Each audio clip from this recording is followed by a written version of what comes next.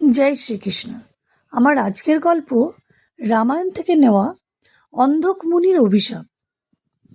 রাজা দশরথের যেহেতু সন্তান ছিল না, তাই উনার মনে খুব দুঃখ ছিল।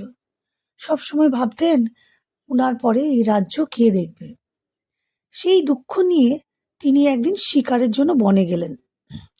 সেই বনে স্ত্রী ও পুত্র নিয়ে অন্ধক মুনি বসবাস করতেন।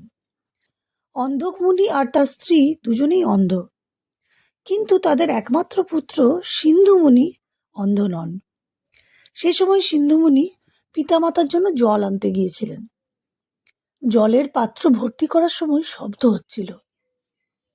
রাজা দশরথ সেই শব্দকে হরিণের জলপানের শব্দ মনে করে দূর থেকে শব্দবেদী বাণ ছুড়লেন, আর তাতেই ভুলের বশে সিন্ধুমুনি মারা পড়লেন।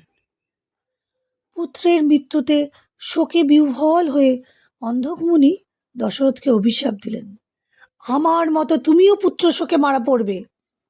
দশরথ বললেন, আমার তো কোনো পুত্রই নেই, আমি কি করে পুত্র শোক পাবো? তখন অন্ধক মুনি বললেন, আমার কথা মিথ্যা হবে না, তুমি পুত্র শোকেই মরবে, তাই তোমার পুত্র হবে। পুত্রেষ্টি যজ্ঞ করো, যজ্ঞের চরুর সঙ্গে এই বেল ফলটি তোমার রানীকে খাওয়ালে তুমি নারায়ণকে পুত্ররূপে লাভ করতে সমর্থ হবে। এই বলে রাজাকে একটি বেল দিলেন।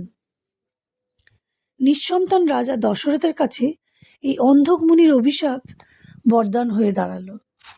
আজ তবে এইটুকুই। আমার গল্প ভালো লাগলে একটু লাইক কমেন্ট করে দিও প্লিজ। টাটা।